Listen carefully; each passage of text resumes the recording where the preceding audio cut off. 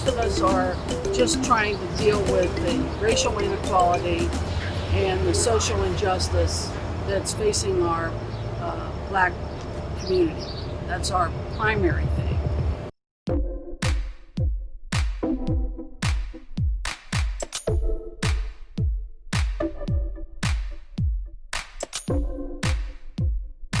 Well, standing holding this sign, a guy drives up and goes, "That's effing ignorant." I said, "What's ignorant about racism not being born?" He said, "Well, ignorance, it also is taught." I said, "Yeah, that's what I see."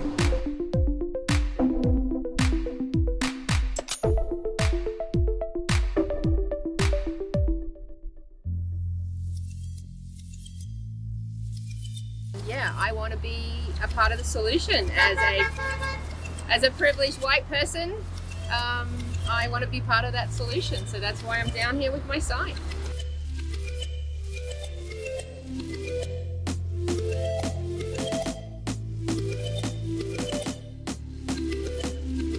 The only good we can give is love, and to show that we have to change. We have to show the compassion. We have to show just love overall.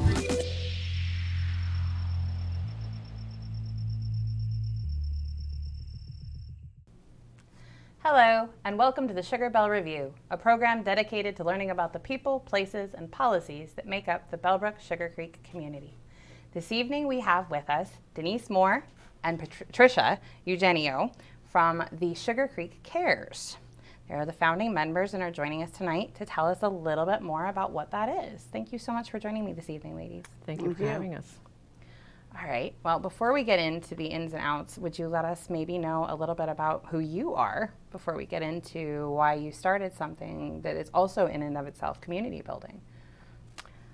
Well, my name is Trish Euganeo, and I have lived in Bellbrook-Sugarcreek since 2006. And the main reason that I moved to this area was to give my daughter an opportunity for a better education. Cool. Where were you coming from? I was coming from the state of Delaware. Okay. My husband and I were retiring soon and will relocate out here for family, to be closer to family. And you picked Bellbrook specifically? Yes, for the schools. Okay. Wow. Yes. Well, we're glad you're here.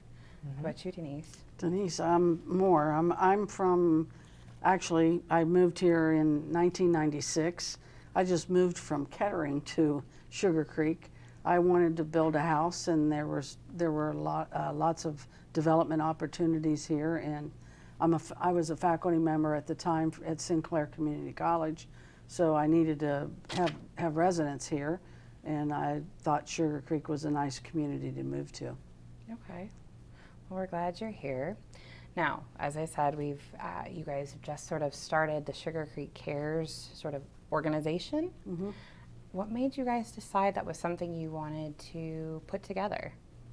Well, right after the George Floyd incident happened, I guess it put me over the edge. I thought, we've got to do something. This has got to stop. And I wanted to actually go down to Dayton and protest, but I was a little fearful of that at the time because there were the protests were not as friendly as I thought they should be. And we wanted to do yeah, they were too intense, and I wanted to do a friendly, nonviolent protest. So I contacted Trish and I said, I want to set up and do a rally here.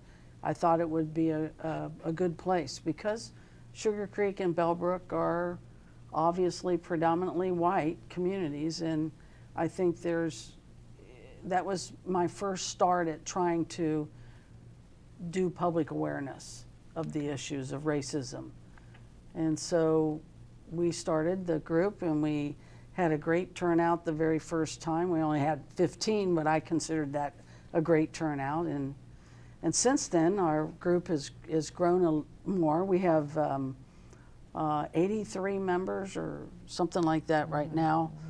We created a Facebook group, and we post on the Bellbrook-Sugarcreek community page, we post on our personal pages, and we post in the Sugarcreek Cares page. And we try to, the Sugarcreek Cares page is designed for people who want to come and have good conversation, good discussion, learn more without having criticism from outsiders that are not on the same page as us. So we've got a group of 6 people that are pretty much our planning group right now. Okay. And we've got 6 areas of what I call strategic areas of activity. Okay. Public awareness obviously is the first one, and that's where we're going to do our rallies and things like that.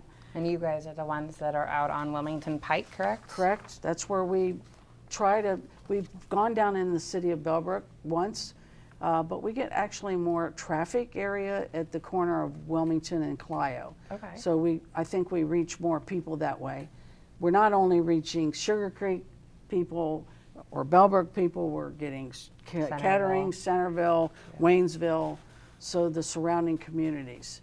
The second area is education, and we're lining up on the Sugarcreek Cares page resources that would help us learn more about what it means to be an anti-racist, what white fragility means, what white privilege is all about, and what implicit bias is all about. And those are things that we're learning as we grow into this whole initiative. Another area that we're doing is politics. So we want to increase voter registration. So we have a voting booth at the Sugarcreek Food Farmers Market every Friday. Yeah, because it doesn't matter how you vote. Voting is an Yeah, important no, civic duty that we it's all strictly, really should. It's strictly non-political, Yep. and we register voters. We have voter absentee ballot registration Request. forms that we give. We collect them from people, and then I drive them out to the Board of Education and drop them off for people. Board of Elections. I'm sorry, the Board of Election. Did I say Board of Education? BOE, I've been BOE. 48 right. I've been 48 years in education. That's Well, so in terms of that, you said that politics, there's, with the voter registration, all you're essentially doing there is people can come up and you can either guide them through the website for the Greene County Board of Elections so that they can determine whether or not they're registered.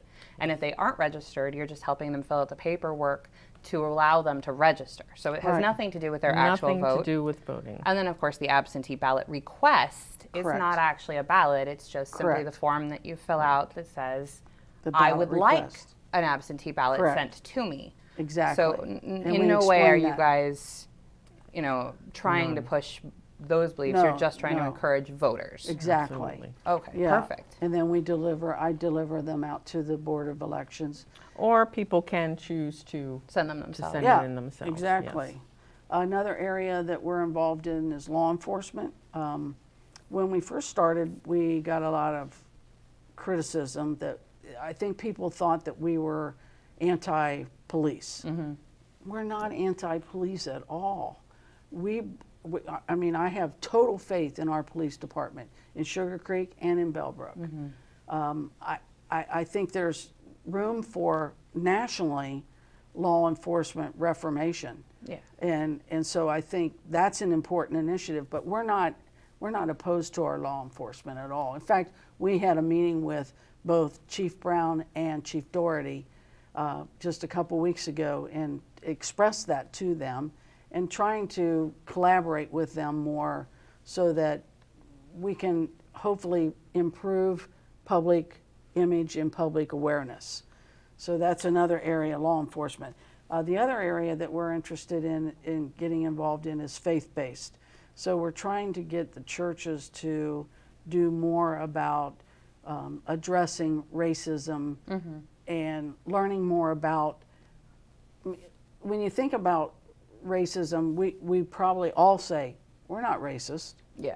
But when you start learning about it and you start looking into things like white privilege and white fragility and things like that and implicit bias that you don't even know you have. Yeah, it's kind of the definition between something that is overt.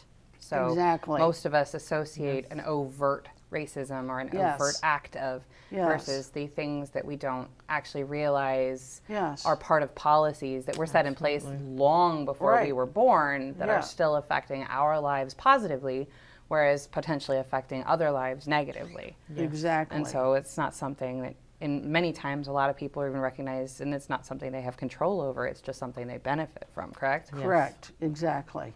And then the last area that we're focusing on is the schools. We'd like to see the schools, we'd like to see the curriculum, look at curriculum and how, what I was taught in history and civics is different than maybe what is real. There's things that could be incorporated into the curriculum that is left out. It goes back to white fragility and white privilege a little bit because most of our stuff that we learn is pretty white oriented. Yeah. So curriculum's one area, the other area is their hiring practices and things of that nature. So those are different areas that we've identified as target areas other than just doing rallies. Just doing rallies is one thing, but then how do we really act within our community to try to make a Engage the difference? community. Yeah. Those seem like very practical places to start. I mean, you've got education, of course, because, and you're right, I mean, even thinking back on my own history classes, it was kind of whitewashed. It was all very much from the, Exactly. I mean, Christopher Columbus is a great example. Yes. You know, the man came across from Europe and committed genocide. Yes. And yet we revere him. And I'm like, Yeah. I'm not really sure that that's perhaps Exactly. the...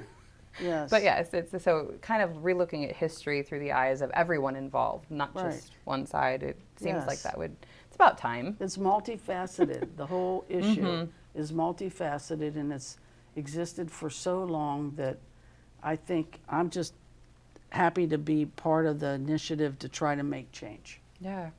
And it would be nice to see a little bit more diversity in the community and within the schools. And the only way to do that would be to show a community that is friendly and supportive of a diverse population. So Very, very it's true. definitely good Exactly. for community building in that sense to Yes. say, you know, we love everybody in that sense, and we want everyone to feel safe and included here. Exactly. So, and is it, I know it's just about sort of that idea of ethnic diversity within the community, but do you guys have any other inclusions that you guys are trying to sort of have in the background of your mind to include later on once the diversity thing hopefully starts to be just part of the community? I want to see diversity in all aspects. I want to see all humans welcome and to not be afraid to live where they choose to live. That's what I want to see in a perfect world. In a perfect world. It would be nice if we could get there. Yeah. I think also, well, one other area that we're concentrating on is within faith-based, we'd like to see the Christian churches, the synagogues, the mosques, all of them. We'd like to, it would be ideal for us to have one big happy meeting with all of them and talk about the subject of racism to try to get people to be more focused on it and learn more. I think the first step, and for me, is just learning about it. I mean, I never thought I was a racist, but then when I start looking into the whole issues of Biases. the implicit biases, one thing that I never ever, of course it's not conscious. So the more you learn, then the more you're aware, and I think it changes your behavior. The more it starts to think about, you know, I just had this snap reaction to something. Why did I have that snap reaction? Where did that reaction come from? Is that something Exactly. that, you know? One is never too old to learn. It's never too late, Yeah, that's it. but it's It a is. choice. It is. It is a decision I think we all have to make for ourselves is where do we want the community in our lives and the world we want around us? What do we want it to look like? Hopefully, most of us want a world that is diverse and inclusive of those around us. Yeah, we've been working with, we went to the township trustees, and now we're going to focus in on the city of Bellbrook to try to enlighten and just try to move the button a little bit. So Well, it's really nice to see that the community is open to growth and changing, and hopefully maybe we can start Bellbrook-Sugarcreek down a path that has a little bit more variety within the community. So that would be ideal. wonderful. Thank you both for putting yourselves out there and taking the risk and trying to make this work for everyone. Thank you for having us. Thank you for participating. All right. Well, you guys have a wonderful evening, and you all have a wonderful evening as well. We're glad you could tune in, and hopefully you learned a little bit more about what Sugarcreek Cares is all about. And in the future, you can check them out on their Facebook page and see what's happening with them. And we will catch you on the next episode. Have a great night.